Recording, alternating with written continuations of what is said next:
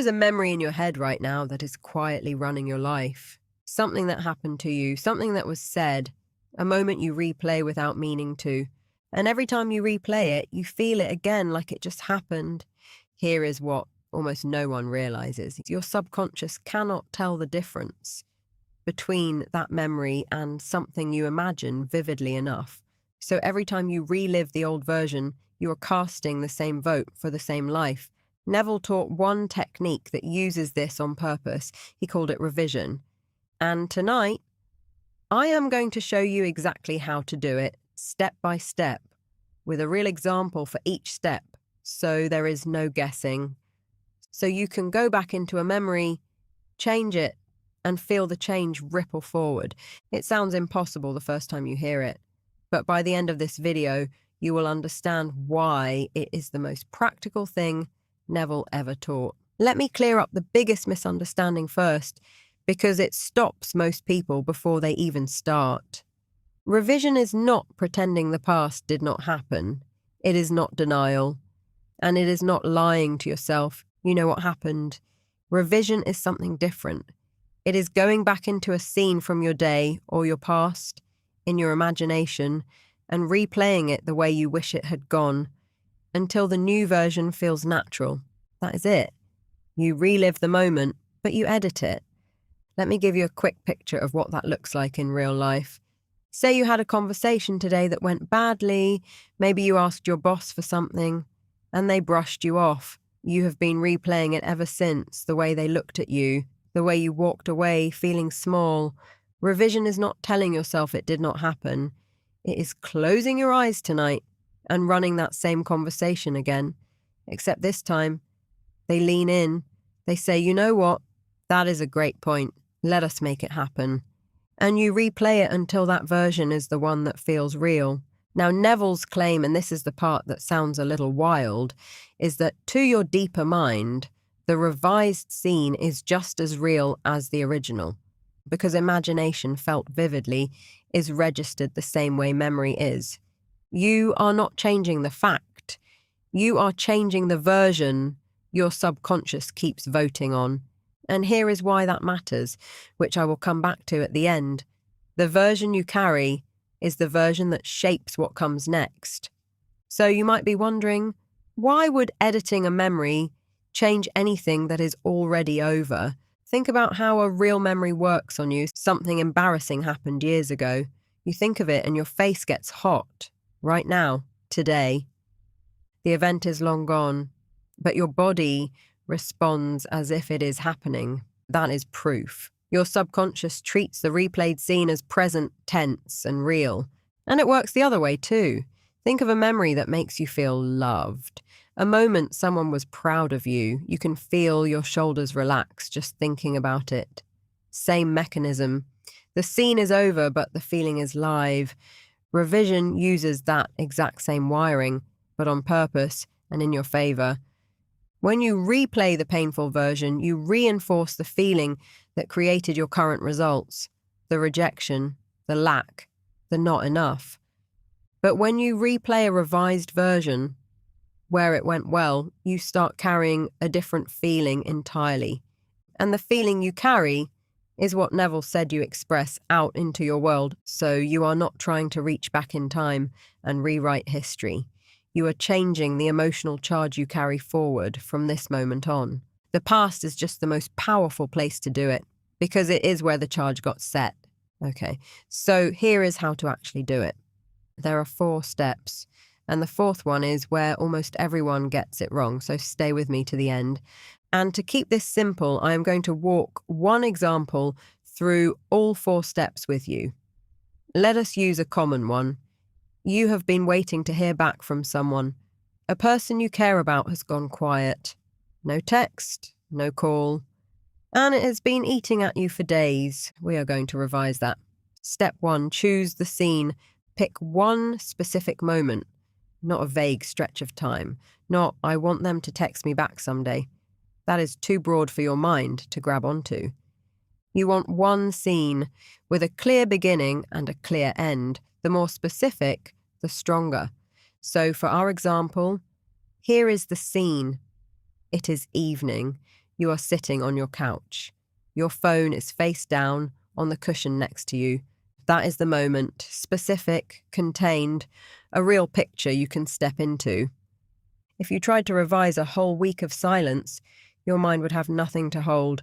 But one evening, one couch, one phone, that your imagination can work with. Step 2, get drowsy first. Do this last thing at night.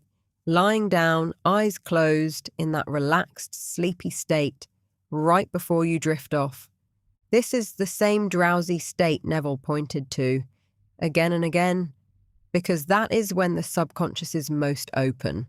The critical, doubting part of your mind goes quiet, and the deeper part is listening.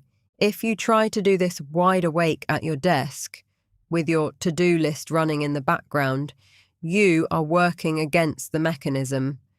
You will be thinking about the scene instead of living inside it. So, for our example, you are in bed now, lights off, you feel your body getting heavy, your breathing slows, you are right on the edge of sleep. That is the doorway. That is when we begin. Step 3, replay it the way you wanted it to go. Run the scene again in your imagination, but rewrite it. And here is the key. Build it in the first person, as if you are inside the scene, looking out through your own eyes, not watching it like a film on a screen. So let us replay our example. You are back on the couch. The phone is next to you, and this time it lights up. You feel it buzz against the cushion. You pick it up, and it is them. A warm message. They missed you. They were thinking about you. Do not narrate it from the outside. Do not picture yourself getting a text. Feel the phone in your hand. See their name on the screen. Read the words. Feel your own face break into a smile. You are not imagining the scene. You are in the scene. Step 4, and this is the one people skip. Feel it as relief, not as a wish. Most people get all the way to step 3. They picture the better version perfectly. But underneath it, they still feel the ache of wanting it. And that ache quietly tells your subconscious, this has not happened yet, which keeps you anchored right back in the old state. The revision only lands when you feel the scene as already settled, already true. So back to our example. The text has come, and instead of feeling the desperate relief of finally, you feel the quiet, ordinary relief of course. Of course they texted. That is just how it is between us. Not, thank God, finally, but yes, that is how it went. You are not hoping it went that way. You are remembering that it did. Feel that settled, easy feeling, hold it, let it become the most natural thing in the world, and then just drift off to sleep on it. That is the whole technique. Seen, drowsy, replay, and feel it as done. And notice something about that example. You never once thought about how to make them text you. You did not plan what to say. You did not strategize. You just changed the scene you were carrying. The how is not your job. Your job is the feeling you fall asleep holding. Now, a few things that quietly sabotage people. So let me save you the trouble. The first is revising once and then checking the next morning to see if it worked.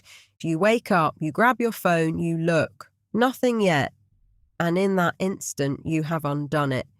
Because checking is the old state in disguise. It says, this has not happened yet. Which is the exact feeling you were trying to release. So revise it, feel it done, and then genuinely let it go. Live your day as if it is already handled. The second is editing too much at once. You do not need to rewrite your entire life tonight. The breakup and the job and the money and the argument with your mother all in one session. One scene done well carries more weight than 10 scenes rushed. Pick the one that has the most charge on it and give it your full attention. The third is treating it like a chore. Some people approach revision like homework, jaw tight, forcing the images, gritting through it. But revision done with tension does nothing. The whole power is in the ease, the relief, the naturalness of the new version. If it feels heavy, you have slipped back into wanting. Soften it. It should feel like remembering something pleasant. not like lifting something heavy. And the last one, this is the deepest. People revise the event, but not their self-concept inside it. Here is what I mean. In our example, you could revise just the text arriving. That is fine. That changes one outcome. But the more powerful move is to revise who you are in that scene, to feel like a person who is easy to love, a person people come back to, a person things go well for. Because the most powerful revisions are not just the thing went well, they are, I am the kind of person that things go well for. That is the version that changes more than one outcome. That is the version that changes everything. So let me bring us back to the question from the start.